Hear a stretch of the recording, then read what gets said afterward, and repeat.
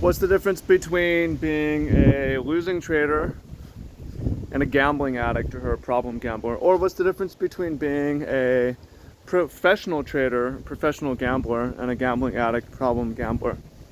So we're going to talk about a couple of these things in this talk. I'm going to walk around the yard. Hope that works for you. Let me know what you think. Much love. Comment down below. So I'm making this video because I just watched an interview with Soft White Underbelly of an interview with a gambling addict, and I know some people who have been around gambling addicts, or those of you who've experienced gambling addiction. It's rough. And what's the difference between being a trader, where especially in your first couple years trading, you're probably going to lose repetitively and compulsively. It's almost like a rite of passage. That's super normal. So what's the difference between being a problem gambler and just being a rookie trader? So I think there's three key things. The first thing is problem gamblers tend to focus on games of chance where they're not given much skill edge, and professional gamblers or traders choose games where it's possible to develop a lot of skill edge. For instance, professional or problem gamblers or gambling addicts, they like roulette. They like lotto. They like sports betting. They like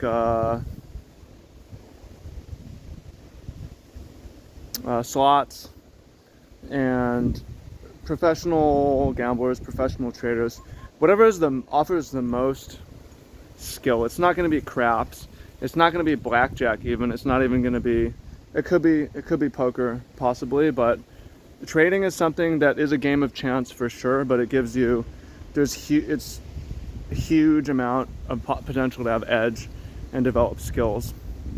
So that's the first big difference, is the playground that you're playing in. If you're playing in a playground where you have the potential to develop a huge edge, then it's a big difference from problem gamblers who are focusing on things they cannot control. Now, the second thing of gambling addicts and problem gamblers is their risk management. They tend to try to double or nothing, and anytime they walk into a casino or load up their account, it's all gone right away because they just keep doubling. So they'll go on runs, but eventually it goes to zero. And a difference between a professional gambler and a professional trader from a problem gambler or a gambling addict is risk management. If you're consistently risking 1% to 2% per gamble or per trade, per idea, per bet, then that's a big difference, because you're going to maintain your bankroll over time. You're going to take losses. You're going to have drawdown, but you're also likely to survive, especially if you're doing something where there's skill development and where you can have an edge. So if you're in a game where you have an edge and you have and you're risking 1% to 2%, even if you're losing money consistently, I don't think it's a problem gambling or gambling addiction where you're walking into a game of pure chance and saying double or nothing. Like, you survive long enough, you are going to make money. The expectation is you're going to lose. Now, there's similarities we'll get into, but the third thing is a problem gambler loses money. They lose their money, and a professional trader makes money. That's one of the biggest differences.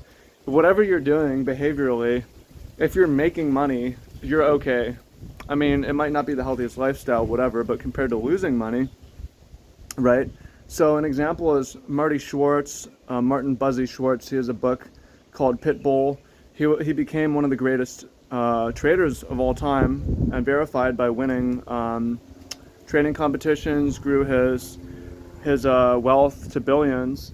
But before he got into trading, he was a problem gambler. And what was the biggest difference is the games that he chose to play. He used to play a bet on horses and play roulette and stuff like that. And his compulsion, he's a compulsive gambler, and he's a compulsive gambler in the markets. But the markets are something that gives you the ability to have a lot of edge. Bro overtrades, he takes tons of trades, but in and out, he's a scalper, and it works for him, right?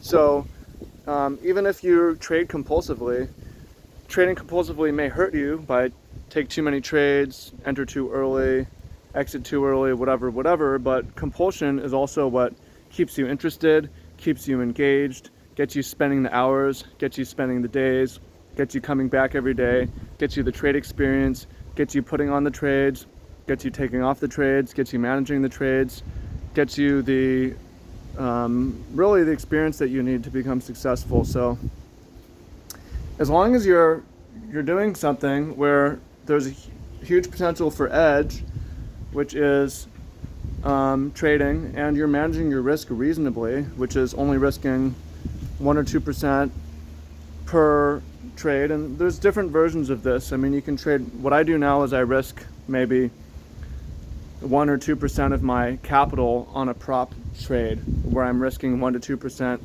of that account, which is 10 to 20% of my allotted risk. So, but forget about me. If you're doing a game of skill that has chance, and you are risking reasonably, even if you're losing, eventually you're going to be winning if you just stick with it. And the compulsion is actually going to be what's going to help you stick with it. In the end, be profitable. And I think in trading, something where honestly the ends justify the means. If you, not on one trade, but over the years, if you're consistently profitable versus you're consistently unprofitable, your account's always going up versus your account's always going down. That's the difference between being a problem trader and a professional trader, the scoreboard. So let me know what you think. Comment down below. Much love. Peace. Okay, one more thought related.